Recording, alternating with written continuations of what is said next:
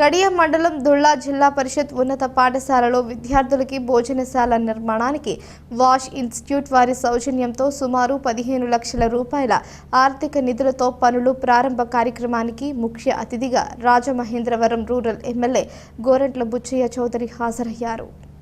ముందుగా దుళ్ళ సెంటర్లో ఎన్టీఆర్ విగ్రహానికి పూలమాల వేసి నివాళులర్పించారు. అనంతరం హైస్కూల్లో ఏర్పాటు చేసిన శంకుస్థాపన కార్యక్రమంలో స్థానిక టీడీపీ జనసేన నాయకులతో కలిసి పాల్గొన్నారు. ఈ సందర్భంగా గోరంట్ల బుచ్చయ్య చౌదరి మాట్లాడుతూ గత ప్రభుత్వంలో రూరల్ ఎమ్మెల్యేగా ఉన్నా కూడా తనకి ప్రభుత్వ కార్యక్రమాల్లో ఏ విధమైన ప్రోటోకాల్ లేకుండా చేసిన ఘనత వైఎస్ఆర్ ప్రభుత్వానిదని అన్నారు. స్థానిక ఎన్నికల్లో రూరల్లో అత్యధిక మెజారిటీతో గెలుపునకు కృషి చేసిన తెలుగుదేశం, జనసేన, బీజేపీ నాయకులకు, కార్యకర్తలకు కృతజ్ఞతలు తెలిపారు.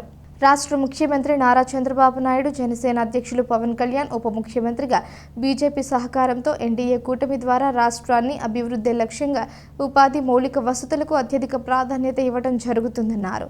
ఈ భోజనశాల నిర్మాణానికి దుళ్ళ గ్రామవాసి తన వంతు సాయంగా 10% నిధులు సుమారు 1,00,000 నిధులు ఇచ్చిన చిట్టూరి వెంకటే చౌదరికి గోరంట్ల బుచ్చయ్య చౌదరి సత్కారం చేశారు.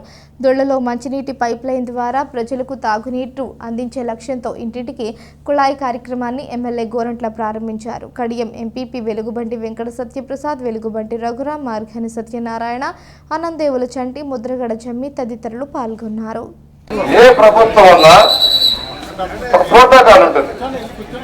ప్రజలు ఎన్నుకున్న ప్రజాప్రతి గౌరవించాలి. అది ప్రతిపక్షంలో ఉన్నా, అధికార పక్షంలో ఉన్నా, ఏదైనా రోజు 5 ఏళ్ళ రాష్ట్ర పాలనలో ఎమ్మెల్యేగా లెక్క చేయలేదు, పనులు చేయలేదు, పనులు సాగలేదు, గౌరవించలేదు. పనికి మన వాళ్ళందరినీ మా నెత్తులు పెట్టి ఏదో కార్యక్రమాలు చేశారు. సరే, దాంట్లో పక్కన పెడతాం. ఇవాళ రాష్ట్రంలో నూతన ప్రభుత్వం వచ్చింది.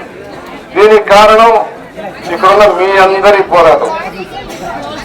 రాష్ట్రం నష్టపోయింది, జాతి నష్టపోయింది, ఉపాధి లేదు, అన్ని రంగాలు పునరుద్ధిపోతున్నాయి.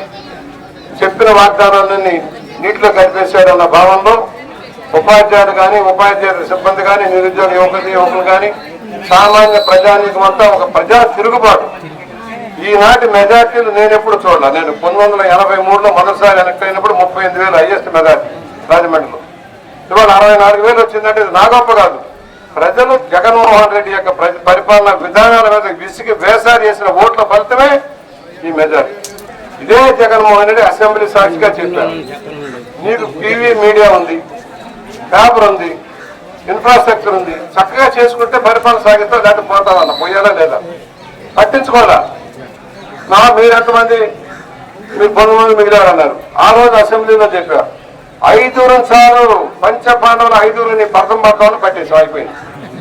వాళ్ళు నీళ్లు లేక మురుగునీళ్ళు తాగడానికి ఇబ్బంది పడి చేయలేని పరిస్థితి అంటే ఏంటి పరిపాలన? ఎవరి కోసం? జల మిషన్ వచ్చింది.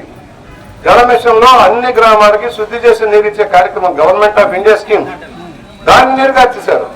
ఈ పాటికి అన్ని గ్రామాల్లో ఇంటింటికి ఉచితంగా కూడా వేసే స్కీమ్ అది, దాన్ని రద్దు చేశారు.